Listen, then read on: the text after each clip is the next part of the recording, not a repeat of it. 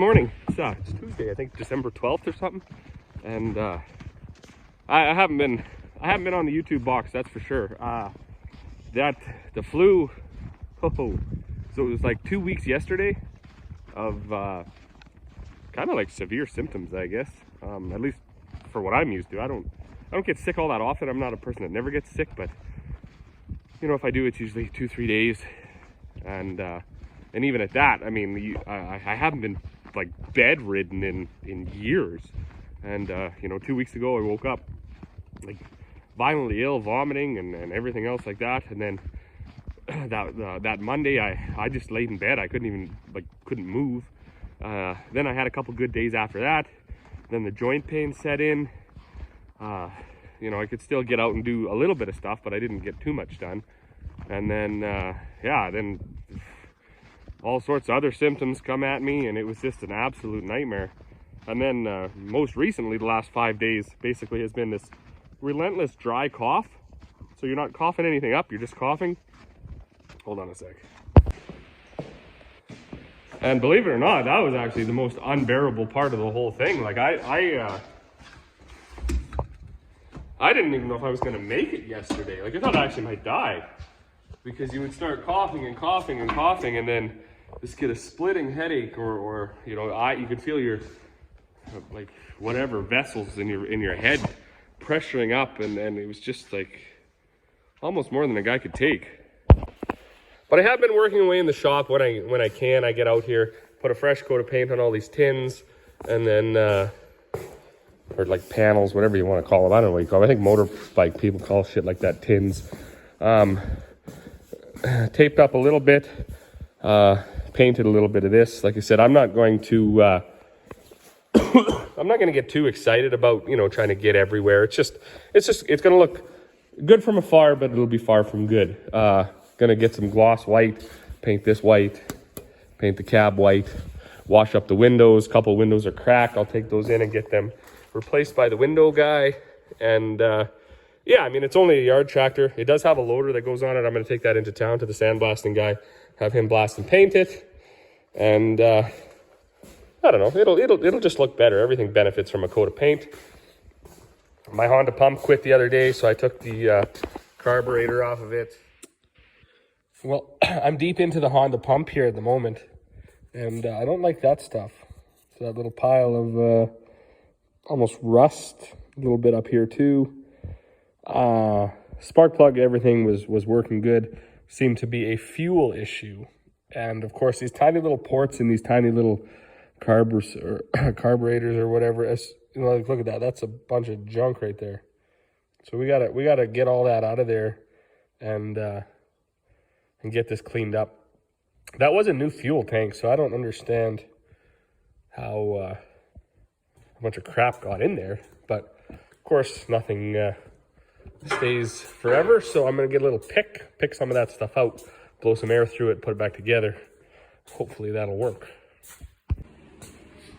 I just went straight to the air hose. I found air is always your friend.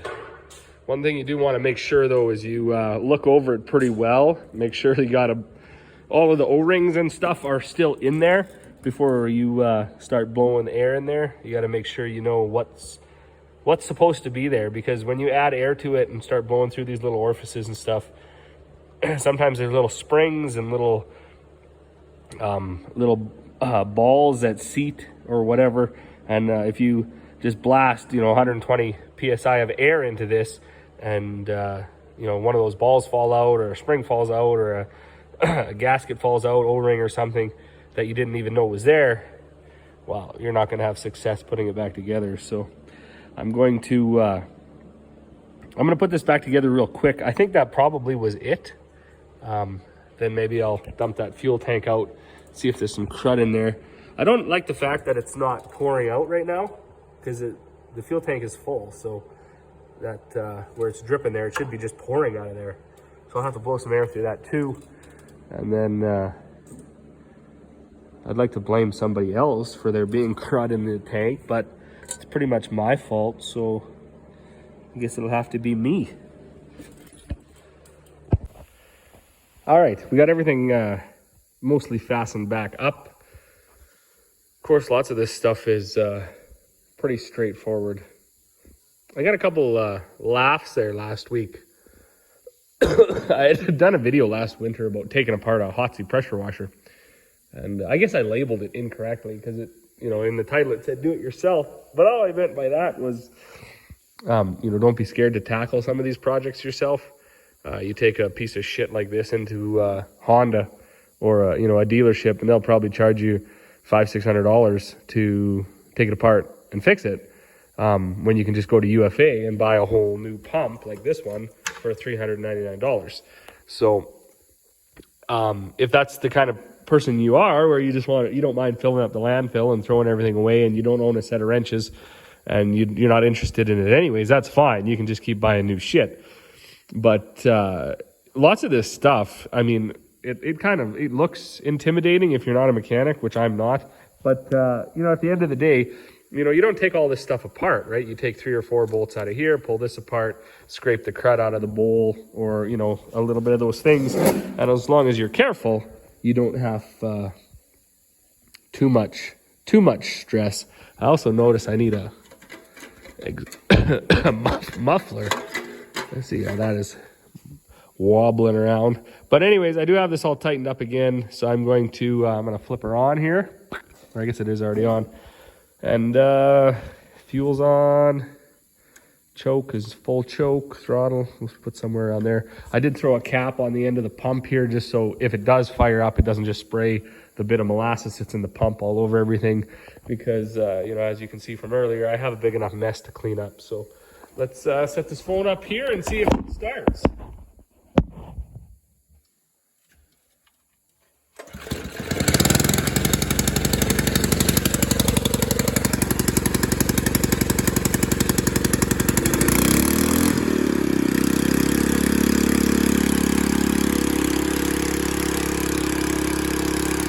Also, one thing I didn't film, but while I was, what was I doing? Maybe waiting for the paint to dry on these tin pieces, this muffler. So it was broken and all wobbly. It had broke off where it bolts onto the manifold. I actually just took it over then and grabbed a brazing rod and just brazed it up. So that hopefully will last. I was going to order another muffler, but now I just saved myself, whatever, $60 or whatever the muffler's worth. Because that is solid again. And I should try this one more time before I leave, just to make sure I know it'll start. Oh boy.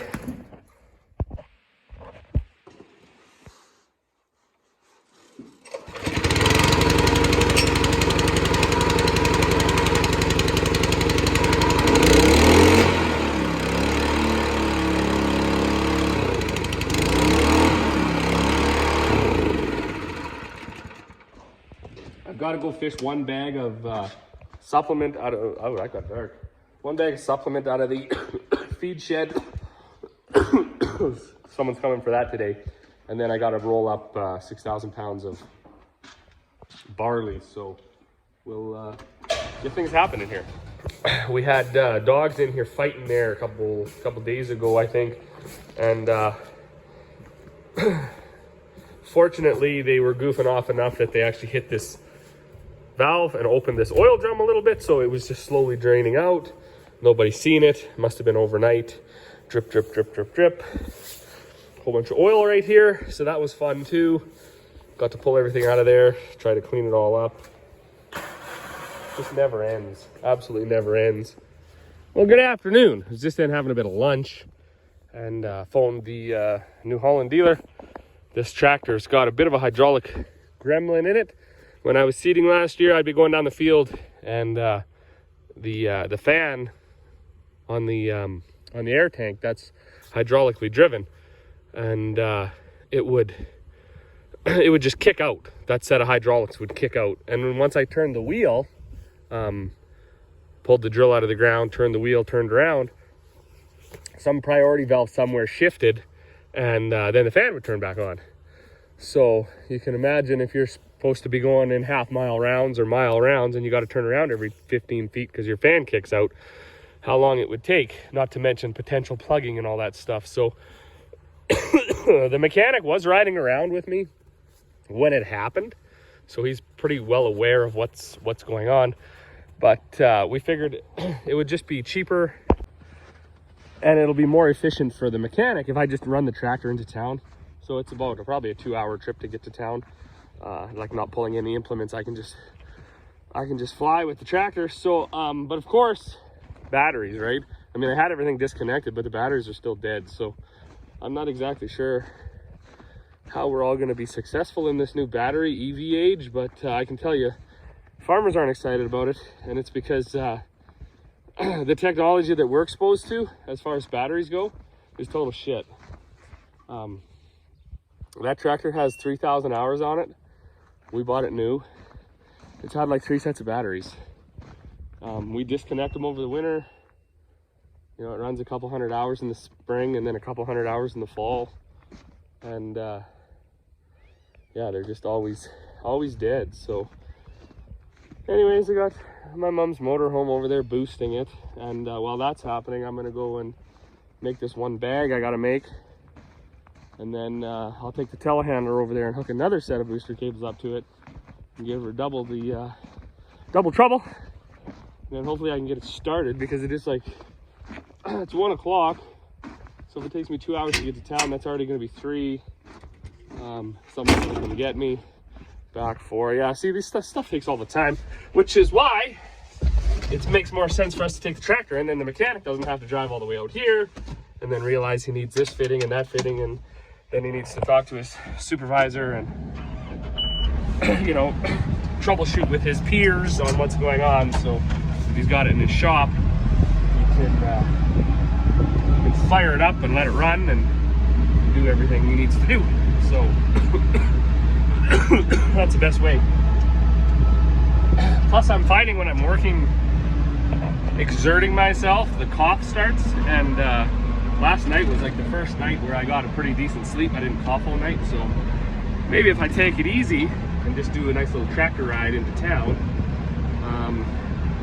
my cough will disappear. That's what I'm hoping for anyways. Hoping.